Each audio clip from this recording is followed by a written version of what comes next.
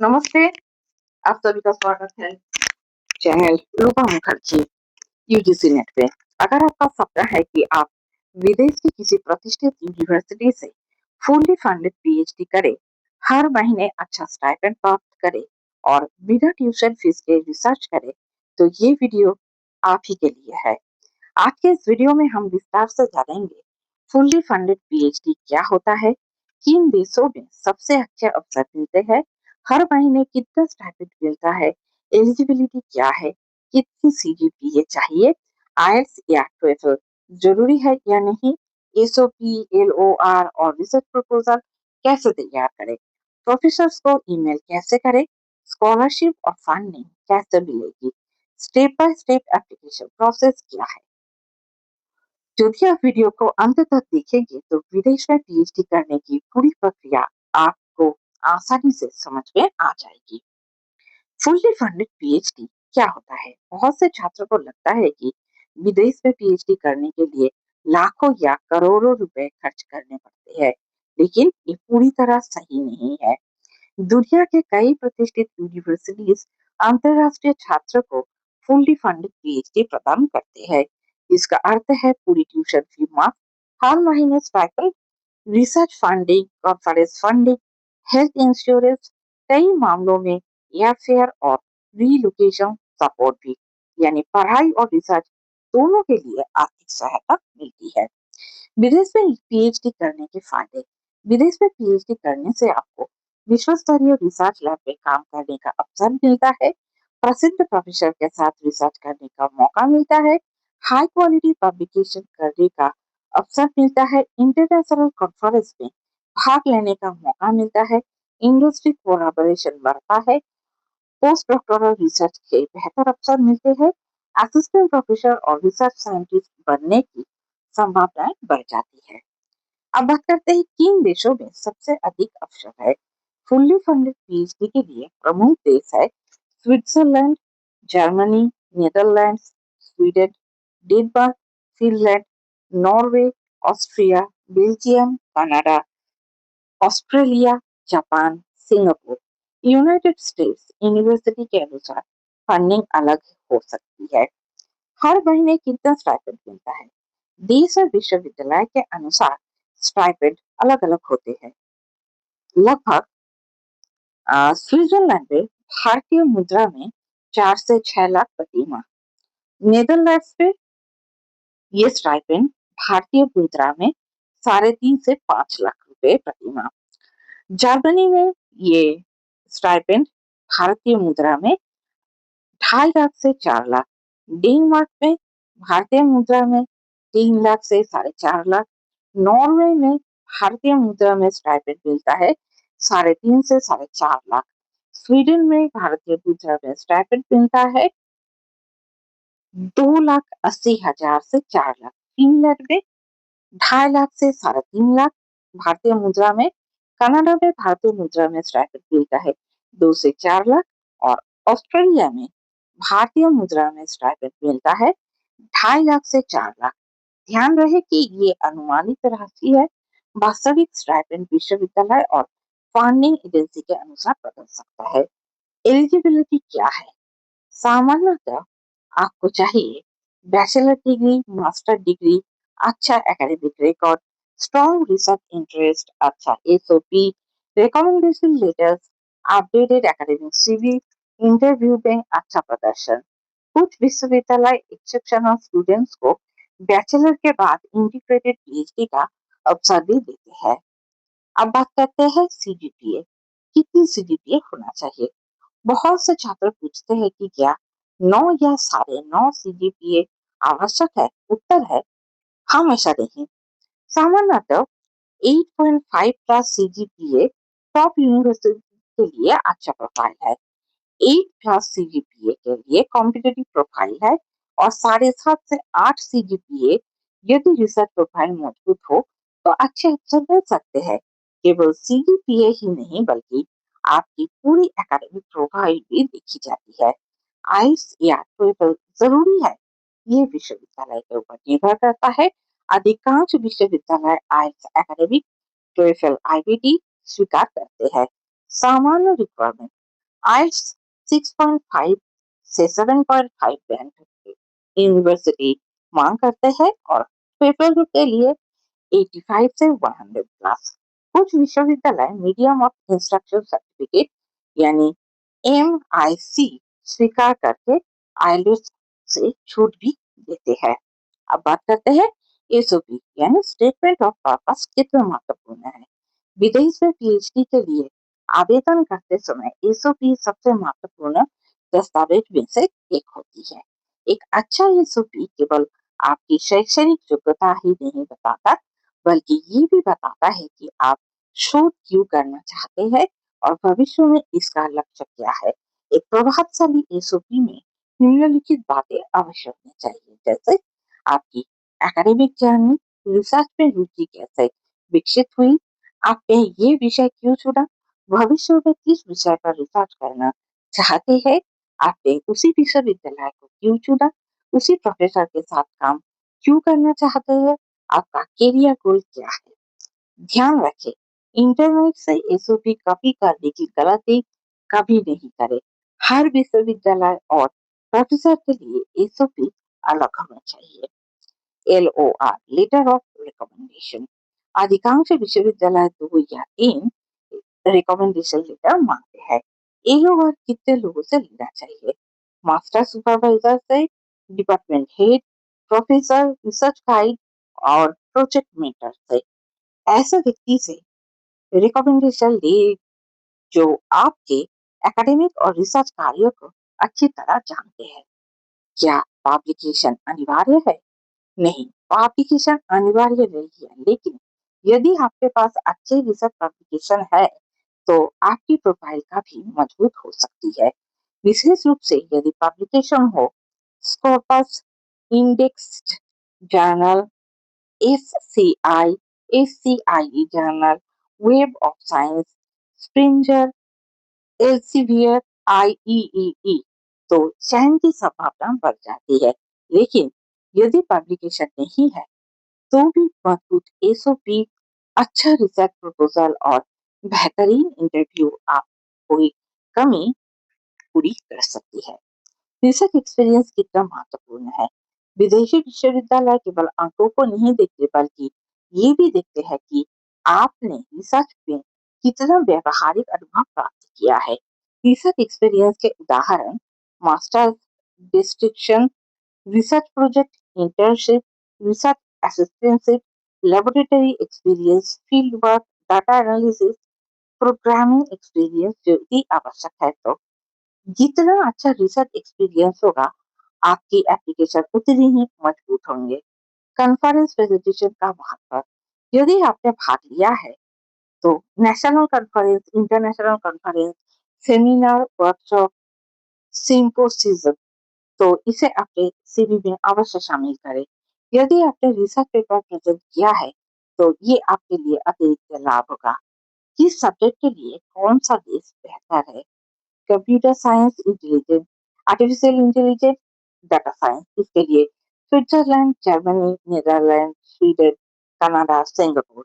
Engineering के लिए Germany, Switzerland, Denmark, Sweden, Netherland. National science के लिए Germany, Switzerland, Norway, Finland. Biotechnology या फिर लाइफ साइंस के लिए Germany, Netherland, Switzerland, Sweden, Denmark. Medicine के लिए Canada, Australia, United States, Germany, United Kingdom. Economics के लिए Switzerland, Germany, United Kingdom, United States. Social science के लिए Sweden, Germany, Netherland, United Kingdom. Humanities के लिए Germany, France, Netherland, United Kingdom. Education के लिए Finland, Canada, Australia, Sweden. Law के लिए United Kingdom, Australia, Germany, Netherland. विदेश में पीएचडी के लिए कौन कौन से डॉक्यूमेंट्स चाहिए? आवेदन करते समय सामान्यतः आपको जिन दस्तावेजों की आवश्यकता होगी वो है academic CV, statement of purpose यानी SOP, research proposal, bachelors marksheet, masters marksheet, degree certificate, passport, IELTS या टोएफल स्कोर यदि आवश्यक हो तो 2 से 3 रिकमेंडेशन लेटर्स, पब्लिकेशन लिस्ट यदि है तो confidence certificate, research experience certificate, updated resume, passport size photograph, valid email ID, LinkedIn profile. Professor को पर्सनल ईमेल कैसे लिखें? कई देशों में पीएचडी एडमिशन से पहले पोटेंशियल सुपरवाइजर से संपर्क करना बहुत महत्वपूर्ण होता है।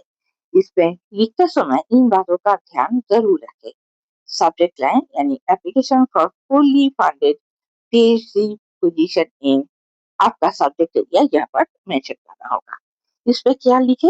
अपना संक्षिप्त परिचय, वर्तमान शैक्षणिक योग्यता, आपका रिसर्च इंटरेस्ट, आपने उस प्रोफेसर को क्यों चुना, उनके किस रिसर्च पेपर्स ने आपको प्रभावित किया, आपका सीवी संलग्न है, एसओपी या रिसर्च प्रपोजल संलग्न है। विनम्रता से पूछे कि क्या वे नए पीएचडी स्टूडेंट स्वीकार कर रहे हैं। किन गलतियों से बचे? कॉपी पेस्ट ईमेल, एक ही ईमेल सभी प्रोफेसर को भेजना, बहुत लंबा ईमेल, ग्रामर और स्पेलिंग की गलतियां, प्रोफेसर के रिसर्च के बारे में जानकारी न होना। फुल्ली फंडेड पीएचडी कहाँ खोजे? अच्छे पीएचडी पोजीशन खोजने के लिए निम्न प्लेटफॉर्म नियमित रूप से देखे, जैसे find a PhD, Euraxess, academic position, Nature career, Times Higher Education job, LinkedIn job, university career portal, DAAD Germany के लिए, मेरी पूरी, doctoral networks, Erasmus, Mundus, Commonwealth scholarship, Fulbright programme, CSC scholarship portal. इसके अलावा प्रत्येक विश्वविद्यालय की official website भी नियमित रूप से देखें। एकेडमिक और एप्लीकेशन टाइमलाइन, यदि आप अगले बार पीएचडी शुरू करना चाहते हैं तो लगभग 10 से 12 महीने पहले ही तैयारी शुरू करें। 12 महीने पहले रिसर्च एरिया चुनें, यूनिवर्सिटी शॉर्टलिस्ट करें और प्रोफेसर की सूची बनाएं। 10 महीने पहले आईएलटीएस टोएफल की तैयारी करें, एसओपी का पहला ड्राफ्ट और एकेडमिक सीवी तैयार रखें। 8 महीने पहले प्रोफेसर को ईमेल भेजें, रिकमेंडेशन लेटर तैयार करवाएं और संभव हो तो पब्लिकेशन पूरा करें। 6 महीने पहले ऑनलाइन एप्लीकेशन सबमिट करें, स्कॉलरशिप के लिए आवेदन करें। 4 महीने पहले इंटरव्यू की तैयारी करें। 2 महीने पहले ऑफर लेटर स्वीकार करें, वीजा अप्लाई करें और एकोमोडेशन की व्यवस्था करें। इंटरव्यू में कौन कौन से प्रश्न पूछे जाते हैं? विदेशी विश्वविद्यालय में इंटरव्यू का उद्देश्य आपकी रिसर्च क्षमता को समझना होता है। उन लोगों की तरफ से ऐसे कुछ प्रश्न हैं, जैसे अपना परिचय दीजिए, आप पीएचडी क्यों करना चाहते हैं, आपने ये रिसर्च टॉपिक क्यों चुना, हमारी यूनिवर्सिटी में ही क्यों आना चाहते हैं, इस प्रोफेसर के साथ ही क्यों काम करना चाहते हैं, आपकी मास्टर थीसिस किस विषय पर है, आपके रिसर्च का उद्देश्य क्या है, भविष्य में आपका करियर गोल क्या है, आपकी सबसे बड़ी स्ट्रेंथ क्या है और वीकनेस क्या है, यदि रिसर्च में असफलता मिले तो आप क्या करेंगे, किन गलतियों के कारण एप्लीकेशन रिजेक्ट होते हैं वो भी मैं आप लोगों को बता देती हूँ। कई अच्छे छात्र छोटी छोटी गलतियों की वजह से चयनित नहीं होते, जैसे कमजोर एसओपी, जेनेरिक सीवी, प्रोफेसर को बिना रिसर्च पढ़े ही ईमेल करना, फेक पब्लिकेशन दिखाना, इंटरव्यू की तैयारी ना करना, डेडलाइन मिस करना, गलत डॉक्यूमेंट अपलोड करना और रिसर्च प्रपोजल में स्पष्टता न होना। आपकी प्रोफाइल मजबूत कैसे करें? यदि आप विदेश में पीएचडी करना चाहते हैं तो आज से ही इन चीजों पर काम करें, जैसे अच्छा academic record, strong masters, research projects, research internship, journal publication, conference presentation, workshops, online certificates, academic writing skill, programming skill यदि आवश्यकता हो तो, LinkedIn profile, ORCID ID and Google scholar profile. यदि पब्लिकेशन नहीं है तो क्या करें? ये बहुत ही इंपॉर्टेंट क्वेश्चन है। यदि आपके पास पब्लिकेशन नहीं है तब भी आपके चयन की संभावना बनी रहती है, बशर्ते एकेडमिक रिकॉर्ड अच्छा हो, एसओपी प्रभावशाली हो, रिसर्च प्रपोजल स्पष्ट और मौलिक हो, प्रोफेसर की रिसर्च से आपका इंटरेस्ट मेल खाता हो और इंटरव्यू अच्छा हो। इसलिए केवल पब्लिकेशन ना होने की वजह से आवेदन करने से पीछे ना हटे। अब भारत के विद्यार्थियों के लिए कुछ विशेष सलाह। यदि आप मास्टर्स स्टूडेंट्स हैं, यूजीसी नेट जीआरएफ की तैयारी कर रहे हैं, गेट क्वालिफाइड है, सीएसआईएम नेट क्वालिफाइड है, किसी रिसर्च प्रोजेक्ट पर काम कर रहे हैं, तो अभी से अपना रिसर्च प्रोफाइल बनाना शुरू करें। यही तैयारी भविष्य में विदेश में फुल्ली फंडेड पीएचडी प्राप्त करने में आपकी सबसे बड़ी ताकत बनेगी। अब तक हमने eligibility documents, SOP, LOR, publication, research experience, interview और स्कॉलरशिप के बारे में विस्तार से समझा। अब आइए पूरी प्रक्रिया को एक सरल रोड मैप से समझते हैं। स्टेप 1, अपना सब्जेक्ट और रिसर्च एरिया तय करें। सबसे पहले ये स्पष्ट करें कि आप इस विषय में पीएचडी करना चाहते हैं। कैसे? Computer science, artificial intelligence, data science, engineering, biotechnology, physics, chemistry, mathematics, economics, commerce, education, history, political science, Hindi, Bengali, English, sociology, psychology. Research topic जितना स्पष्ट होगा उतनी ही अच्छी यूनिवर्सिटी और प्रोफेसर चुन पाएंगे। स्टेप 2, यूनिवर्सिटी शॉर्टलिस्ट करें। ऐसी यूनिवर्सिटी चुने जहां आपके विषय में अच्छा रिसर्च हो, फुल्ली फंडेड पीएचडी उपलब्ध हो, इंटरनेशनल स्टूडेंट्स को फंडिंग मिलती है, रिसर्च लैब्स अच्छा हो और पब्लिकेशन रिकॉर्ड मजबूत हो। कम से कम 10 से 15 यूनिवर्सिटी की सूची बनाइए। अब स्टेप 3, प्रोफेसर शॉर्टलिस्ट करें। हर यूनिवर्सिटी में ऐसे प्रोफेसर खोजिए जिनका रिसर्च आपके विषय से मेल खाता है। उनके research papers, current projects, publications, research interest अच्छी तरह पढ़िए। स्टेप 4, अपनी एकेडमिक प्रोफाइल तैयार करें। आपकी प्रोफाइल में शामिल होनी चाहिए updated academic CV, SOP, research proposal, publication, conference presentation, research experience, academic achievements. Step 5, English language requirement पूरी करें। यदि यूनिवर्सिटी मांगते हैं तो आईएलटीएस या फिर TOEFL, Duolingo English test PTE academy में से आवश्यक परीक्षा दें। प्रोफेशनल्स को प्रोफेशनल ईमेल भेजें। ईमेल हमेशा व्यक्तिगत लिखें, कभी भी एक ही ईमेल सभी प्रोफेसर को फॉरवर्ड ना करें। स्टेप 7, ऑनलाइन एप्लीकेशन जमा करें। सभी डॉक्यूमेंट्स ध्यान से अपलोड करें। एप्लीकेशन सबमिट करने से पहले हर जानकारी दोबारा पढ़ें। स्टेप 8, इंटरव्यू की तैयारी करें। इंटरव्यू में केवल विषय ज्ञान नहीं बल्कि आपकी रिसर्च थिंकिंग भी देखा जा सकता है। स्टेप 9, यदि आपका चयन हो जाता है तो ऑफर लेटर स्वीकार करें। फंडिंग लेटर ध्यान से पढ़ें।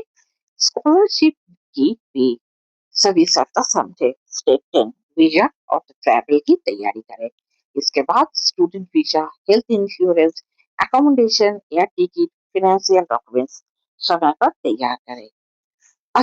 अंतिम महत्वपूर्ण सुझाव, केवल रैंकिंग देखकर यूनिवर्सिटी ना चुने। प्रोफेसर का रिसर्च आपके इंटरेस्ट से मेल खाना चाहिए। ओरिजिनल एसओपी लिखे, रिसर्च स्किल्स विकसित करें, एकेडमिक राइटिंग पर ध्यान दें, रिसर्च पेपर नियमित पढ़ें, डियर डेडलाइन कभी भी मिस ना करें। एक यूनिवर्सिटी पर निर्भर ना रहे, कई यूनिवर्सिटीज में आवेदन करें। धैर्य रखें क्योंकि सिलेक्शन प्रोसेस में कई महीने लग सकते हैं। विदेश में फुल्ली फंडेड पीएचडी पाना कठिन जरूर है, लेकिन सही तैयारी, मजबूत एकेडमिक प्रोफाइल, रिसर्च एक्सपीरियंस, प्रभावशाली एसओपी और निरंतर प्रयास से ये सपना पूरी तरह संभव है। यदि आप आज से योजना बनाकर तैयारी शुरू करते हैं तो आने वाले वर्षों में दुनिया की प्रतिष्ठित यूनिवर्सिटी में रिसर्च करने का अवसर प्राप्त कर सकते हैं। अगर ये वीडियो आपको उपयोगी लगा हो तो इसे लाइक करें, अपने दोस्तों के साथ शेयर करें और चैनल को सब्सक्राइब करना ना भूलें। अगर आपके मन में कोई प्रश्न है तो कमेंट्स पे जरूर लिखें, मैं उसका उत्तर देने की पूरी पूरी कोशिश करूंगी। मिलते हैं अगले वीडियो में, अपना ध्यान रखिएगा। धन्यवाद। नमस्कार।